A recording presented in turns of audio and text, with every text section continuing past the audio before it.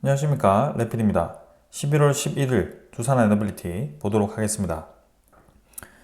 증시 먼저 보겠습니다. 코스피 1.15% 하락했고요. 코스닥은 1.96% 하락했습니다. 양증시 오늘 크게 좀 하락을 하였고요. 우리나라 증시는 오늘 이제 옵션 만기 3일 전이죠.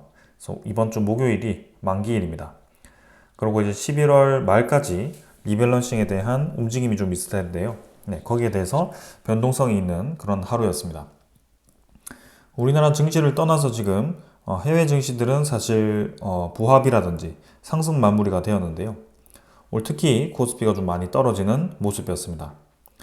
외국인 투자자는 4,800억 코스피에서 매도했고 기관 투자자 2,400억 정도 매도를 했고요.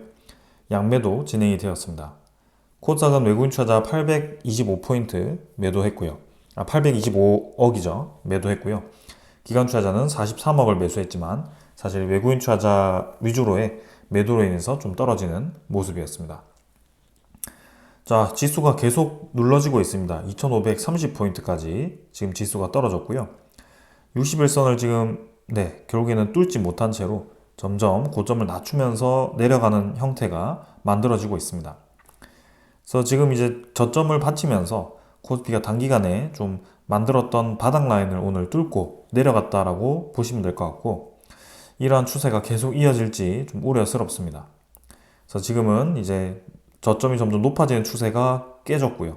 오른쪽으로 이제 서서히 떨어지고 있는 그런 분위기가 연출이 되고 있는 상황입니다.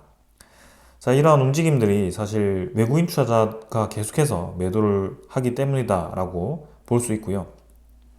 기관 투자자도 지금 금융 투자 위주로의 매도세가 또 이어졌습니다.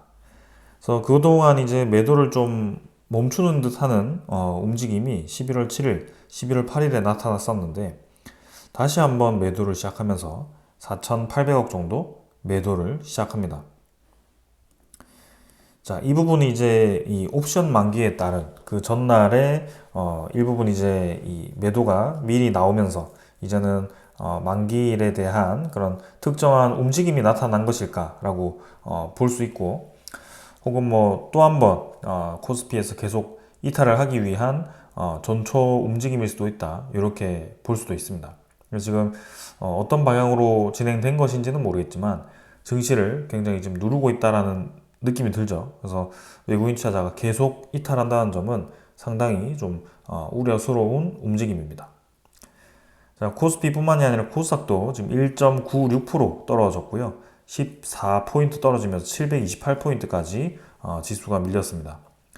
이 저점 라인이 이제 점점 받치면서 차례대로 이제 계단식으로 올라가는 그런 그림이었는데, 코스닥도 지금 결국에는 최대 이 라인을 최하점, 그죠? 최저점을 찍었습니다. 단기간에 지지 라인을 만들었던 그 지점을 또 한번 뚫고 내려갈 수 있는 그런 지점까지 왔다라는 점이고, 21선과 61선을 넘지 못한 채로 계속 눌러지고 있다는 점에서 상당히 지금 약세를 보이고 있습니다. 투자 수급도 외국인 투자자가 매도를 했고요. 이렇게 반짝 매수가 들어오더라도 지수는 계속 눌러지면서 이렇게 야금야금 빠져나가는 그런 그림이 만들어지고 있습니다. 그래서 코스피도 그렇고 코스닥도 그렇고 상당히 지금 오랫동안 약세를 띠고 있는데요. 외국인 투자자가 계속 이탈하는 이유가 이런 환율과도 연관이 있다고 보고 있습니다. 자, 환율이 또 한 번 급등을 하면서 지금 1397원까지 환율이 또 올라왔습니다. 1.3원 지금 떨어지긴 하고 있지만 결국에는 오늘 장으로서는 굉장히 크게 또 반등을 하였고요. 환율이 지금 내려갈 기세가 보이지 않고 있습니다. 그래서 이 연 고점에 해당되는 그런 라인까지 다시 한번 치고 나갔고, 종가 기준으로는 거의 뭐 1,400원에 가까워졌다라고 보셔도 될 것 같습니다. 그만큼 시장이 굉장히 변동성이 크고 미국의 트럼프 대통령이 당선이 되면서 이 강달러에 대한 추세가 계속 이어지고 있다라고 볼 수가 있겠습니다. 그래서 이렇게 되면 우리나라 증시에 대한 메리트가 계속 떨어질 수밖에 없고요. 달러에 대한 그런 강세로 인해서 원화에 대한 가치가 앞으로도 내려간다고 판단이 된다면 한국 증시는 점점 가치가 떨어질 걸로 예상이 되겠죠. 그리고 이러한 가치가 더 떨어지지 않더라도 이러한 약세가 계속된다라고 판단되었을 때도 우리나라 증시에 저점 매수가 들어오기 어려운 그런 상황이 만들어질 겁니다. 그래서 복합적으로 봤을 때 지금 굉장히 우리나라 증시에 불리한 상황이고 이러한 움직임이 계속 이어질지 좀 지켜보도록 하겠습니다. 자, 그리고 이제 공매도 잔고가 아니라 지수 선물을 한번 보도록 하겠습니다. 자, 우리나라 증시는 계속 떨어지고 있는데 얄밉게도 미국 증시는 계속 올라가는 그림입니다. 끝도 없이 올라가는 분위기고요. 그리고 이제 암호화폐를 보시면 81,900달러까지 치솟았습니다. 지금 트럼프 대통령이 당선되고부터 이 암호화폐에 대한 시장이 굉장히 정말 이제 이렇게까지 올라갈 건가 싶을 정도로 올라가는 그런 분위기고요.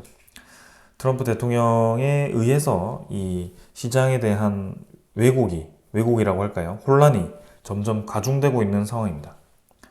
그래서 암호화폐에 대한 지위가 높아지면 높아질수록 또 하나의 시장이 생긴 것이기 때문에 우리나라 증시에는 굉장히 불리한 상황이다. 그래서 암호화폐가 또 달러로 이렇게 ETF로 상장이 되면서 그 두 개가 이제 연동이 되고 있기 때문에 상당히 복잡한 상황이다. 그리고 국채 금리까지 이렇게 4.34%까지 올라가면서 또 잠잠했던 이 국채 금리가 계속 또 올라갈 수 있는 그런 그림이 만들어지고 있습니다. 그래서 이 모든 게 지금 우리나라 증시를 누르고 있고 이런 불확실성이 계속된다면 한국 증시에 굉장히 부정적인 시그널을 줄 수밖에 없습니다. 유럽 증시도 지금 좀 올라가고 있거든요. 1% 가까이 유럽 증시도 반등하고 있는데 우리나라 코스피가 굉장히 계속 약세를 띠고 있다. 그래서 이런 부분에 대해서는 좀 더 이제 시간을 두고 봐야 될 것 같고요. 오늘 장은 사실 옵션 만기에 대한 움직임이었을 수도 있기 때문에 조금 더 시간을 두고 이번 주 목요일까지는 움직임을 한번 살펴보도록 하겠습니다. 그래서 지금은 이번 주 지나고 MSCI 리밸런싱 때 어떤 흐름이 나오는지를 좀 차근차근 보면서 대응을 해보도록 하겠습니다. 자, 오늘 여기까지 보았고 종목으로 넘어가도록 하겠습니다. 두산에너빌리티 보겠습니다. 2.56% 하락해서 550원 하락해서 마무리되었고요. 29,000원으로 마무리가 되었습니다. 자, 오늘 장 초반에는 좀 올라가는 듯 했지만 중간에 이제 밀리면서 진행이 되었고요. 지수 자체도 좀 밀렸고 전체적으로 분위기가 좋지는 않았습니다. 그래서 증시에 대한 움직임에 의해서 두산에너빌리티가 같이 좀 밀렸다라고 보셔도 될 것 같고 시간의 거래는 크게 많지 않았고 2850원으로 마무리가 되었습니다. 일별 거래는 670만 정도로 전날보다는 증가했었는데요. 이제 5일 정도 올라가는 그림을 마무리하고 또 한 번의 저항을 받았습니다. 그래서 계속해서 21,500원 수준에서 저항을 받고 있는 상황인데요. 또 똑같은 자리에서 지금 저항을 받았다라고 보시면 되겠습니다. 21,000원대를 지금 벗어나기가 굉장히 좀 어려운 상황이고 그 반복된 자리에서 이렇게 저항을 받는다는 것도 눈에 띕니다. 그래서 이 구간을 뚫고 나가기 위해서는 확실한 이제 수급이 붙어주면서 힘이 나와야 되는데 일단 지금 21선과의 갭을 줄이면서 두산에너빌리티가 일정 구간에 박스권을 만들었죠. 그래서 기술적으로 본다면 지금 이제 수렴 구간이 만들어졌습니다. 단기간의 수렴 구간. 그래서 보통 이 주가가 좀 올라간다라고 하는 종목들은 이렇게 수렴 구간을 만들고 계단식으로 뚝뚝뚝 올라가는데요. 이 움직임이 어떻게 나올지가 또 한번 봐야 되는 상황입니다.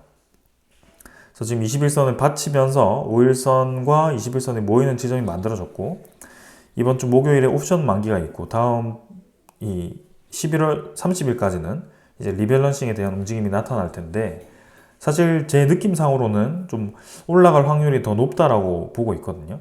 그래서 계단식으로 올라가는 그림이 좀 나왔으면 하고 이번에는 그 지겨운 22,000원 구간을 돌파를 해서 좀 치고 나가는 그림이 만들어지기를 기대를 하고 있습니다.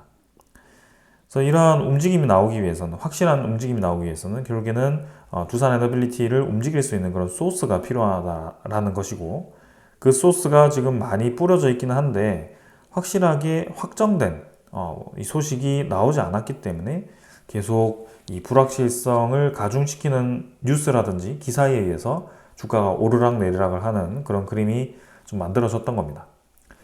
그래서 이제는 뿌린 씨를 거두기 위한 딱 좋은 이제 시기가 만들어졌고, 미국의 대통령도 트럼프가 당선이 되면서 상당히 좀 힘을 받을 수 있는 그림이 만들어졌는데요. 어떠한 방향으로 이제 진행이 될지 조금 더 시간을 두고 보겠습니다. 그래서 화요일, 수요일은 이제 옵션 만기 전이기 때문에 코스피와 그다음에 우리나라 증시가 어떻게 움직일지 좀 주시를 하면 될 것 같고요. 이 외국인 투자자의 움직임이 결국에는 두산 에너빌리티를 이탈하는 게 아니라 꾸준히 유입을 하면서 물량을 모아가는 움직임이기 때문에 우리가 충분히 기대해 볼 만하다라고 생각이 듭니다. 자, 그래서 지금 한 6개월 동안인가요? 그 이상 지금 횡보했던 이 2만원대 초반의 움직임을 돌파를 하는 순간 어디까지 또 튕겨나갈지 기대가 되는 상황인데 한번 기다려 보도록 하겠습니다. 그 다음에 이제 투자 수급입니다. 수급은 오늘 외국인 투자자 27만 주 매도를 했고요. 기관 투자자는 33만 주를 매수를 했습니다. 그래서 외국인 투자자는 지금 8일에도 그렇고 7일에도 그렇고 매도로 좀 잡혔던 모습이었고요.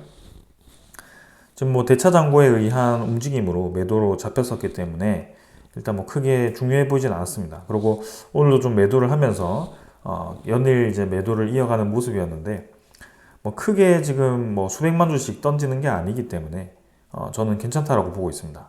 그래서 이전에 외국인 투자자가 한참 많이 매수를 할 때 보면 200만 주씩 이렇게 툭툭 매수를 해왔고 특히 그 주체가 되는 움직임이 골드만삭스로부터 나왔었는데 지금은 그 많은 매수를 하고도 골드만삭스로부터 나오는 그런 매도 물량이 하나도 없습니다. 그래서 지금 이제 매수할 수 있는 그런 수급들은 이미 다 매수를 해서 기다리고 있는 상황이고 지금은 거래량이 크게 없는 상황에서 또 한번 뭐 증시 따라서 움직이고 있다 이렇게 보셔도 될 것 같고요. 그리고 거기에 따라 들어왔다가 나가는 그런 외국인 투자자에 대한 조그만한 이런 물량들은 크게 중요하지 않다라고 생각이 됩니다. 자, 그리고 최근에 좀 눈에 띄는 것은 기관 투자자 수급입니다. 자, 연이어서 계속 들어오고 있죠. 11월 6일부터 해서 계속 지금 매수가 들어오고 있는데요. 특히 지금 연기금 투자자가 25만 주를 매수를 하면서 4일 정도 해가지고 지금 120만 주, 130만 주까지 매수를 하는 모습입니다. 상당히 많은 물량을 지금 단기간에 매집을 하고 있고요. 사모펀드도 지금 딱히 매도 물량 없고 그 다음에 투신도 계속 매수를 하고 있습니다. 보험도 그렇고요. 그래서 기관 투자자들이 주가를 크게 지금 올리지 않는 선에서 꾸준히 매집을 하고 있다는 점이 저는 상당히 눈에 띄고 있고 외국인 투자자도 그렇고 기관 투자자도 그렇고 전체적으로는 두산 에너빌리티를 계속 매수하는 방향으로 진행을 시키고 있다는 점입니다. 그래서 주가는 지긋지긋하게 올라갔다 떨어졌다 하면서 횡보를 하고 있지만 기관 투자자라든지 외국인 투자자들의 이런 수급들을 보면 꾸준히 물량을 확보하는 방향으로 진행되고 있다는 점을 이렇게 볼 수 있습니다. 그래서 기관 투자자도 보유를 늘렸다가 줄였다가 하고 있지만 결국에는 보유량이 점점 높아지는 방향으로 되고 있죠. 그래서 지금 그런 점들을 보았을 때 장기적으로 두산 에너빌리티를 매집하고 있다는 것이 확실히 이 데이터로 인해서 우리가 알 수 있는 상황입니다. 그래서 그런 것들을 좀 보았을 때는 충분히 우리가 장기적으로 가볼 만하다, 베팅 해볼 만하다라는 생각이 좀 듭니다. 딱 하나 이제 증시에 대한 이 움직임이 좀 불안하기도 하고 그 다음에 트럼프에 의한 어떤 변수가 발생할지 모르기 때문에 그런 것들이 좀 불안하긴 하지만 종목 하나, 그 다음에 테마 하나만 봤을 때는 앞으로 쭉 가도 저는 괜찮을 거라고 생각이 됩니다. 두산 에너빌리티, 이 차트 이 정도로 확인했고요. 그 다음에 공매도 잔고 한번 살펴보도록 하겠습니다. 공매도 잔고는 117만 주로 진행되었고요. 만 주 정도 상환이 되었습니다. 뭐 크게 움직임 없었고 별로 변화 없었기 때문에 넘어가도록 하겠습니다. 크게 중요해 보이지 않고요. 그 다음에 대차 잔고도 한번 살펴보도록 하겠습니다. 대차 잔고는 좀 늘어나는 분위기였죠. 그래서 17일과 8일이 좀 바짝 늘어나면서 이 부분에 대해서 외국인 투자자의 매도로 좀 잡히는 모습이었는데요. 지금 11일이었습니다. 오늘 날짜로 대차 잔고가 다시 64만 주가 상환되는 모습이었습니다. 체결은 19,000주밖에 되지 않았고요. 대차가 잠깐 늘었다가 다시 줄어들면서 1220만 주로 잔고가 형성이 되었습니다. 근데 이게 이제 확실히 대차 잔고에 의한 외국인 투자자의 거래가 나타난다라는 것이 지금 전날에는 대차 잔고가 늘어났던 만큼 이 동시호가에 대한 물량이 좀 바뀌는 모습이었고, 지금 이제 외국인 추정 물량이 오늘 25만 주 매도였지만 오늘은 당일이 30만 주 플러스로 잡혔죠. 근데 아까 보았을 때 상환이 64만 주였기 때문에 그 얼추 비슷한 수치로 지금 오히려 매수로 잡혔습니다. 잠깐 대차를 활용해서 대차를 늘리면서 보유량을 줄였다가 다시 대차를 상환시키면서 보유량을 늘리는 그런 움직임이 나왔고요. 22.61%로 보유율이 다시 오히려 증가하는 모습이었습니다. 그래서 지금 외국인 투자자에 대한 단기의 이런 흐름은 특별하게 우리가 이 염두에 둘 만한 움직임이 아니다. 그리고 대차에 의한 그런 지분의 상승 하락이 나타나는 것이고, 전체적으로는 계속 매수를 하는 방향으로 가고 있다. 주가도 어느 정도 자리를 잡고 지금 이제 계단식의 상승을 준비하는 그런 세기형 수렴 패턴, 세기형이 아니죠. 상방 수렴 패턴이 만들어졌고, 그 위로 이제 한 단계 다시 올라갈 수 있는 패턴이 나오느냐 마느냐가 이제 중요해 보입니다. 그래서 그런 것들을 좀 살펴보면서 이번 주 흐름을 주시를 해보겠습니다. 또 이제 거래원을 보시면 오늘 CT그룹에서 실제로 이제 75,000주 정도 매수가 있었고요. 그 외에 딱히 뭐 눈에 띄는 수급은 없었습니다. 오히려 이제 신한증권의 매도세가 좀 있었고 특별하게 중요한 수급은 없었고요. 지금 이제 골드만삭스는 이제 1,000만 주 정도 매수하고 좀 빠진 상황에서 최근에는 딱히 나타나진 않고 있습니다. 5일 동안은. 맥쿼리 매도, 뭐 하나증권, 신한증권 이 정도고요. 오히려 이제 UBS, JP모건 쪽에서 다시 매수가 들어오고 있습니다. 그래서 이번 옵션 만기일과 MSCI 리밸런싱 때 이 외국인 투자자에 대한 움직임들을 좀 살펴볼 필요가 있을 것 같고요. 이때 또 이제 만기 전에 바짝 상승하는 움직임이 나올 수도 있기 때문에 그때 이 22,000원이 돌파가 될지 그런 것들도 살펴보도록 하겠습니다. 자, 그래서 이 정도로 오늘 이 상황들은 좀 확인을 했고요. 중요한 것은 이제 뭐 만기일에 대한 외국인 투자자라든지 기관 투자자에 대한 움직임입니다. 그래서 지금은 그 만기일을 제외하더라도 결국에는 외국인 투자자와 기관 투자자가 장기적으로 두산 에너빌리티를 들어오고 있다는 점이고, 그 들어오는 이유에 대해서는 우리도 이제 확실히 알 수 있는 시점이고, 그런 것들이 오히려 좋다. 그래서 주가가 오르고 내리고가 지금은 별로 중요하지 않다. 우리가 생각하는 방향대로 지금 진행되고 있다는 점이 좋은 방향인 거고, 목표가가 얼마냐고 이제 물어보시는 분들이 많은데요.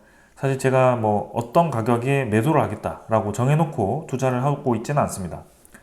결국엔 제가 주시하고 있는 방향은 두산 에너빌리티가 장기적으로 이제 하락을 하다가 장기적으로 반등을 할 수 있는 구간이 만들어졌다라는 점이고요. 그게 뭐 이렇게 꼭 고점끼리 비교할 수는 없죠. 결국엔 주식수가 늘어났기 때문에 시가총액으로만 비교를 해야 되는데요. 지금 이제 이렇게 쭉 떨어지다가 다시 올라와서 오랫동안 이제 횡보하는 그런 움직임들. 그래서 이때는 이제 건설에 대한 그런 하락, 그죠? 플러스 두산 건설에 대한 리스크가 굉장히 커졌고, 그 다음에 거기에 플러스 탈원전에 대한 정책으로 인해서 점점 두산 에너빌리티가 하락을 겪었습니다. 근데 이제 이 재생에너지에 대한 그런 개발과 해상풍력과 태양광도 이제 한다라는 그런 기대감, 그리고 이 탈원전에서 친원전으로 이제 우리나라 정부의 정책이 바뀌면서 또 한번 기대를 받았었고요. 근데 그게 이제 결국에는 전 세계로 지금 상황이 확대가 되면서 두산 에너빌리티의 수주 물량이 현실화가 되고 있다는 점이 지금입니다. 그래서 그 뒤에 움직임이 이제 어떻게 나올지는 우리는 이전 데이터를 통해서 대충은 알 수 있습니다. 두산 에너빌리티, 특히 두산 중공업 시절에 건설 전성기, 그리고 그 사업의 전성기가 찾아왔을 때 아주 장기적인 상승 추세가 나왔다는 것도 우리가 잘 알고 있습니다. 그래서 그 초입기를 오랫동안 횡보하는 그 초입기를 우리가 버티지 못한다면 아주 큰 상승에 대해서 우리가 이 경험을 할 수가 없다라는 점을 말씀드리고 싶고요. 상승이 반짝 뭐 한 달, 두 달 만에 끝나는 게 아닙니다. 결국에는 1년, 2년, 3년 동안 상승 추세가 나올 수 있기 때문에 그런 것들을 생각을 한다면 계속 장기적으로 바라보아야 된다. 단 예를 들어서 이제 전체적인 분위기가 바뀐다. 이 원전에 대한 확대 분위기가 결국에는 뭐 원전의 대체 에너지가 개발되거나 혹은 또 한 번의 큰 원전 사고로 인해서 전체적인 이 인식이 다시 한번 탈원전으로 바뀐다면 그때는 이제 장기적으로 우리가 볼 수가 없고요. 그리고 두산 에너빌리티가 영위하고 있는 사업에 대한 방향을 또 한번 확인해야겠죠. 근데 지금은 그런 상황이 펼쳐지지 않고 오히려 계속 필요할 수밖에 없는 이유들이 만들어지고 있기 때문에 그런 안전성을 최대한 살려서 두산 에너빌리티의 기술을 확대시킬 수 있는 시장이 만들어지고 있기 때문에 그런 것들을 우리가 기대해 볼 만하다라는 점을 말씀을 드리는 겁니다. 몇 년째 봤는데 아직도 2만 원이구나, 2만 2천 원이구나 이렇게 보실 수도 있겠지만 그 몇 년을 버틴 그 구간이 우리에게 수익으로 다가오는 기간은 멀지 않을 수도 있습니다. 어느 순간 갑자기 올라갈 수도 있고요. 네, 뭐 천천히 지금처럼 올라갈 수도 있고요. 그거는 우리가 알 수가 없기 때문에 이렇게 계속 지켜보는 거고 우리는 결국에는 시장에 대한 방향만 주시를 해서 보는 것이기 때문에 지금처럼 이렇게 진행할 수 있는 겁니다. 그래서 그 방향이 맞는지 안 맞는지가 이제 우리가 판단을 해야 되는데 여러분들이 오랫동안 제 영상을 보고 뭐 저를 믿느냐 마느냐 그게 중요한 게 아니라 전체 시장을 보았을 때는 우리의 방향이 맞다라고 생각하실 수밖에 없다라고 저는 생각이 듭니다. 그래서 그런 것들을 다시 한번 본인 스스로도 생각을 해보고 시장에 대한 흐름을 좀 이해를 해본다면 이 두산 에너빌리티의 이 딱 하나의 종목만 제가 설명을 드리고 있긴 하지만 이 종목을 떠나서 요런 종목도 괜찮겠구나, 요런 테마도 괜찮겠구나라는 게 이제 서서히 생각이 드실 겁니다. 그래서 지금 우리가 오랫동안 이 사업에 그리고 이 기업에 투자를 하는 방법과 접근하는 방법과 그런 인내심 그리고 단가를 낮추는 방법 이러한 것들을 다 경험을 해왔기 때문에 그렇게 전체적인 공부를 한다라고 생각하시면 좋을 것 같습니다. 자, 그래서 이 정도로 이제 기술적인 부분 설명드리고 넘어가도록 하고요. 종목에 대한 설명 전달드리도록 하겠습니다. 자, 먼저 전해드릴 소식은요. 체코 신규 원전 협상단이 오늘부터 이제 우리나라에 방한을 하였습니다. 60명 정도가 지금 방한을 했고요. 상당히 큰 규모로 방한을 했습니다. 그래서 2주 동안 협상에 돌입을 한다. 어떤 협상이냐? 두코바니 원전에 대한 협상입니다. 그래서 내년 3월 최종 계약을 목표로 지금 이제 협상을 진행하는 것이고 두산 에너빌리티와 같은 그런 우리나라 기업들을 또 한번 현장 시사를 하면서 구체적으로 이제 계획을 세울 것으로 보여집니다. 그래서 체코의 반독점 이 규제 당국이 결국에는 우리나라 체코 원전 수주에 대해서 잠깐 이제 보류를 한다라는 소식을 냈다가 하루 만에 이제 그 웨스팅하우스와 EDF가 진정서를 냈던 거에 대해서 기각을 해버렸죠. 근데 그 뒤에 항소가 없었습니다. 그래서 지금도 뭐 항소 기간이긴 하겠지만 항소를 할지 안 할지 모르겠지만 그 하루 만에 이렇게 기각을 했다는 그 자체가 이 수주권에 대해서 항소할 수 없는 그런 확실한 이유가 있다. 항소가 아니죠. 그 진정서를 낼 필요가 없는 확실한 이유가 있다라고 아마 체코 정부 차원에서도 이해를 하고 있을 겁니다. 그래서 항소를 한들 저는 크게 문제가 없을 거라고 보고 있고요. 그 이후에 바로 이렇게 60여 명이 우리나라에 방문을 해서 협상을 한다는 것 자체가 그게 문제가 되지 않는다라고 이제 확신을 갖고 진행을 하고 있다라고 저는 보고 있습니다. 자, 그래서 뭐 두산 에너빌리티 공장과 세울 원전, 한수원 본사 등을 현장 실사를 하고 이제 협상을 할 거고요. 이 체코 원전에 대한 본계약에 대한 확률은 저는 99% 정도라고 말씀을 드리겠습니다. 1%는 예의상 남겨두는 것이고 거의 확정적이다라고 저는 생각을 하고 있습니다. 그래도 이렇게 계속 불확실성을 가할 수 있는 소식을 정쟁으로 활용하고 또 계속 이제 웨스팅하우스도 그것을 활용하려고 하기 때문에 우리 투자자들 입장에서는 상당히 좀 이 짜증 나기도 하고, 네, 이 불확실성으로 인해서 주가가 계속 눌러지기도 하고 그렇지만 결국에는 그 방향대로 갈 거라고 보고 있습니다. 그리고 우리나라에서 계속 저렇게 정쟁으로 활용하는 것이지 체코 내에서는 체코 산업계에서는 이미 지금 두코바니 원전을 크게 짓는다. 우리나라 자체에 24조 원 규모의 이 공사가 진행됨으로써 그 지역에 지금 많은 일자리가 생기고 기업들이 이제 너도 나도 인력들을 구하기 시작하고 그렇게 이제 엄청나게 활성화가 진행되는 것을 경험을 하고 있을 겁니다. 그래서 지금 체코 상공회의소와 산업연맹이 두코바니 사업이 큰 기회이기 때문에 현지 업체 참여 보장을 해야 되고 거기에 대해서 지금 굉장히 기대감을 가지고 있다는 것을 강조를 하고 있습니다.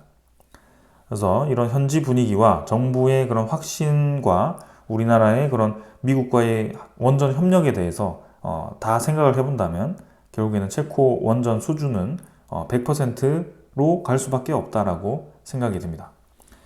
그래서 이제 계속 걸림돌이 되는 이제 웨스팅하우스에 대한 소송을 어떻게 이제 해결할 거냐, 이게 이제 문제인데요. 전에도 말씀드렸지만 이 웨스팅하우스가 제기하는 지재권 자체는 우리에게 문제가 되지 않는다라고 말씀드렸습니다. 그래서 미국 정부 차원의 이 원전 수출 신고, 그죠? 원전의 수출 신고를 우리가 해야 되는데 그 수출 신고를 미국 기업을 통해서 하라라는 미국 정부의 요청이 있었기 때문에 여기는 웨스팅하우스 쪽으로 수출을 해야 된다라는 거죠. 그게 무슨 말이겠습니까? 지재권은 문제가 되지 않는 건 이해가 되는데 수출을 이 웨스팅하우스로 하라는 것은 웨스팅하우스에 어느 정도의 혜택을 주고 합의를 해라 라고 미국 정부 차원에서의 그런 암묵적인 이 압박이라고 할까요? 그런 게 있는 것 같습니다. 그래서 계속 이제 합의를 시도하는데 이 웨스팅하우스가 지금 그런 상황을 잘 알고 그런 이제 우리나라의 조급한 상황을 잘 이용해서 계속 이제 합의를 본인의 유리한 쪽으로 이 유도를 하고 있는데요. 그게 이제 막바지에 이르렀다라는 관측이기 때문에 이번 달에 이제 산업부 장관이 언제 이제 갈지 아직 확정적인 소식은 들리지 않았습니다. 그러나 한번 가서 이제 웨스팅하우스와 합의를 한다라는 그런 소식이 들려왔었기 때문에 좀 기다려 보도록 하겠습니다. 그래서 이번 달에 깔끔하게 이거 합의하고 우리나라 내에 체코 협상단이 있는 동안 그게 이제 소식이 들려오면서 체코 원전에 대한 가격 결정이 확정되고 3월까지 본계약이 거의 확정적으로 간다면 이제는 불확실성이 없을 거라고 보고 있습니다. 그래서 체코 이후에 그 다음 수주권들이 줄줄이 기다리고 있기 때문에 분명히 우리에게 좋은 방향으로 진행될 수밖에 없다라고 생각이 됩니다. 자, 근데 그러는 와중에 우리나라의 폴란드의 퐁트누프 원전에 대한 소식이 좀 뒤처지고 있죠. 계속 이제 시간이 좀 밀리고 있는데 그러는 와중에 일본이 지금 이제 원자력 협의를 폴란드와 진행을 하게 됩니다. MOU 체결이긴 하지만 우리나라를 이제 떠나서 또 하나의 제3국과 원자력 협정을 체결한다는 것 자체는 우리나라의 추가 수주에 또 부담스러울 수밖에 없고요. 그동안 이제 잠잠하던 이제 일본의 원자력 산업이 본격적으로 이제 스타트를 하기 시작합니다. 그래서 원래 이제 일본 자체가 원자력에 대한 이 기술이 꽤 좋았고요. 그게 이제 후쿠시마 원전 사고로 인해서 좀 이제 쇠퇴가 되었었는데 그 관련된 기업들이 다시 한번 부흥을 꿈꾸고 있는 것 같습니다. 그래서 폴란드가 지금 총 6에서 9기가와트 원전 도입을 목표로 하는데 첫 번째는 이제 웨스팅하우스와 벡텔사가 참여해서 진행을 했고 그 다음 3기를 이제 누구에게 줄지 고민을 하고 있는 상황이고요. 민간 원전 2기는 지금 우리나라로 오긴 했지만 이 2기가 확정적으로 건설될지 안 될지는 아직 결정되지는 않았습니다. 그리고 일본과 이제 협력을 하면서 히타치 G가 이제 합작으로 만든 SMR을 이제 건설하려고 하는데 계속해서 이제 국제적으로 지금 동유럽에 진출을 하려고 하고 있습니다. 그래서 우리나라도 지금 방심하기는 어렵거든요. 지금 전 세계적으로 이 큰 시장을 우리나라와 그런 다른 몇몇 국가들과 기업들이 독식하도록 놔둘 만한 그런 이 너그러운 세상이 아닙니다. 그래서 조금만 빈틈이 있다면 상대를 이제 이겨내고 상대를 이 기술력을 탈취를 하거나 그렇게 뭉개버려서 본인들이 이득을 채취하려고 하는 그런 아주 이제 이 악독한 그런 기술 경쟁을 하고 있는 상황인데 그런 것들을 우리가 분명히 이해를 해야 되고 우리나라 정부 차원에서도 그렇기 때문에 아주 대폭 지원을 해주고 있는 그런 상황입니다. 그런데 아직까지도 우리나라의 이 내에서는 지금 이제 정쟁으로 활용되는 상황이고요. 11차 전력 수급 기본 계획이 또 국회 보고가 밀리면서 여야가 계속 대치를 하고 있다고 합니다. 야당에서는 계속 재생에너지의 확대를 요구하고 있다라고 하고요. 내년에 무탄소 에너지 예산 삭감이 되면서 또 한 번의 에너지 투자에 대해서 좀 회의적인 그런 의견들이 나오기 시작합니다. 그래서 지금 국회 보고를 의무화시켜버리면 지금 이제 최종안 이 수정으로 타협을 할 수도 있다는 그런 소식이 나오는데요. 지금 우리나라가 신규원전 3기와 그 다음에 SMR 4기라고 해서 이제 총 원자력 대형 원전의 4기 정도의 용량을 건설하겠다라는 얘기를 하였는데요. 저번에 말씀드렸지만 이거 해봤자 사실 4.3기가와트, 4.2기가와트 밖에 되지 않습니다. 근데 이거를 줄인다고 한들 재생에너지에 대한 확대가 그렇게까지 진행될 건가? 라는 의문점이 들고요. 야당에서 얘기하는 재생에너지 확대 요구가 원전 에너지를 없앤다고 되는 게 아닙니다. 지금 우리나라에 현실적으로 재생에너지를 늘릴 수 있을 만큼 늘렸을 때 그 비중밖에 되지 않는다는 거고, 그 재생에너지를 너무 무리하게 늘렸을 때는 독일과 대만처럼 전력 시스템이 불안정하고 산업용 전기료가 높아져서 기업들이 타격을 받을 수 있는 그런 상황이 만들어진다는 것이 경험적으로 나오고 있습니다. 그리고 더 중요한 것은 이제 세계적인 추세가 바뀌고 있다는 겁니다. 전체적인 세계가 그렇게 이 원전에 대한 중요성을 이제 인지하기 시작했고, 하나씩 국가들이 참여해서 원전 에너지에 투자를 하고 있는 상황에서 이제는 미국의 대통령까지 트럼프로 당선이 되면서 재생에너지에 대한 그런 관심도가 많이 떨어질 수 있는 가능성이 높아졌습니다. 그럼에도 고집을 피워서 지금 그 이전에 이 세상을 계속 보면서 지금 트렌드를 따라가지 못한다면 전혀 이제 자격이 없다라고 생각이 됩니다. 그래서 우리나라 내에서도 빠르게 이런 것들을 좀 해결해야 될 것 같고요. 이런 불확실성이 해결되는 순간 이제 전체적으로 좀 박자를 잘 맞춰서 국가 경쟁력에서도 좀 이 경쟁성이 생길 것 같습니다. 그래서 이런 것들을 좀 눈여겨봐야 됩니다. 지금 일본에 대한 원자력 사업이 다시 한번 이 힘을 키우고 있다. 우리나라를 이겨내고 우리나라의 빈자리를 차지할 수도 있다는 그런 위협에 대해서 분명하게 생각을 해야 됩니다. 네, 그렇게 일본 싫어하는 쪽에서 이렇게 일본에 빈틈을 주도록 우리나라 내부에 이런 이 정쟁으로 활용하는 것이 저는 모순이라고 생각이 되고요. 제발 좀 합리적인 선택을 하기를 바라겠습니다. 자, 그럼 이 정도로 하고 마무리를 하고요. 내일부터 해서 이제 옵션 만기 전에 이 주가가 이제 어떻게 형성이 되는지를 주목을 하면서 지켜보도록 하고, 그 다음에 체코 원전에 대한 타결과 웨스팅하우스의 합의, 뉴스케일 파워의 수주 소식 이런 것들 위주로 좀 한번 주시를 해보도록 하겠습니다. 자, 그럼 여기까지 하겠습니다. 감사합니다.